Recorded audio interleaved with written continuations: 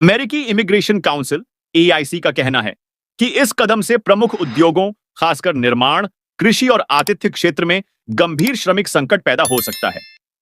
America के नवनिर्वाचित राष्ट्रपति डोनाल्ड ट्रंप ने सोमवार 18 नवंबर 2024 को कहा कि उनका प्रशासन राष्ट्रीय आपातकाल घोषित करेगा और देश में अवैध रूप से रह रहे प्रवासियों के खिलाफ सैन्य बलों का इस्तेमाल कर उन्हें निर्वासित करेगा। दरअसल डोनाल्ड ट्रंप ने एक्स पर एक शख्स की पोस्ट पर प्रतिक्रिया देते हुए इसकी पुष्टि की है। एक्स पर एक शख्स ने पोस्ट करते हुए लिखा था कि खबरें हैं, ट्रंप प्रशासन अमेरिका में नेशनल इमरजेंसी लागू कर सेना के जरिए घुसपैठियों को बड़ी संख्या में निकालने की तैयारी कर रहा है। इस घोषणा के बाद ट्रंप के सीमा सुरक्षा प्रमुख टॉम होमन ने चेतावनी दी कि जिन डेमोक्रेटिक शासित राज्यों ने इस निर्वासन मुहिम में सहयोग करने से इनकार किया है, उन्हें हमारी राह से हट जाना चाहिए। टॉम होमन ने कहा कि उनका प्रशासन पहले उन 4,25,000 अवैध प्रवासियों को निर्वासित करेगा।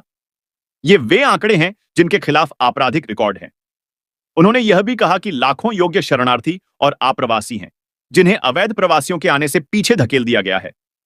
इसके अलावा उन्होंने यह साफ किया कि सभी प्रवासियों को कानून में निर्धारित उचित प्रक्रिया का पालन करने का मौका मिलेगा। अगर वे कानूनी लड़ाई हार जाते हैं तो उन्हें अपने देशों में वापस भेज दिया जाएगा। एक अलग इंटरव्यू में होमन ने यह भी कहा कि कानूनी प्रवासी पूरी तरह सुरक्षित हैं।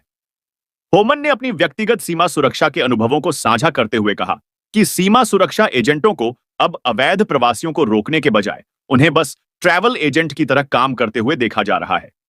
वे अवैध प्रवासियों को बिना किसी रोक टोक के अमेरिका में भेजते हैं, उन्हें मुफ्त हवाई टिकट, होटल और स्वास्थ्य सेवा की सुविधाएं मुहैया करते हैं, जबकि लाखों अमेरिकी नागरिक आर्थिक संकट का सामना कर रहे हैं।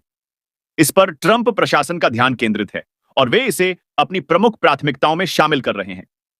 अवैध प्रवासियों का सामूहिक निर्वासन अमेरिका की अर्थव्यवस्था पर गहरा प्रभाव डाल सकता है।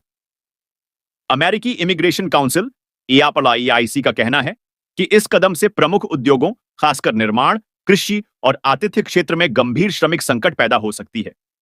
रिपोर्ट के अनुसार कंस्ट्रक्शन उद्योग में लगभग 14% कामगार अवैध प्रवासी हैं। इन श्रमिकों को हटाने से पूरे देश में कंस्ट्रक्शन प्रोजेक्ट्स पर गंभीर असर पड़ सकता है, जिससे कई अमेरिकी नागरिकों की नौकरी भी प्रभावित हो सकती है। एआईसी के 1 अक्टूबर 2024 के अध्ययन में यह भी बताया गया कि सामूहिक निर्वासन से अमेरिका का सकल घरेलू उत्पाद जीडीपी 4.2 से 6.8% तक घट सकता है। इसके साथ ही अमेरिकी सरकार को कर राजस्व में भी भारी कमी का सामना करना पड़ेगा।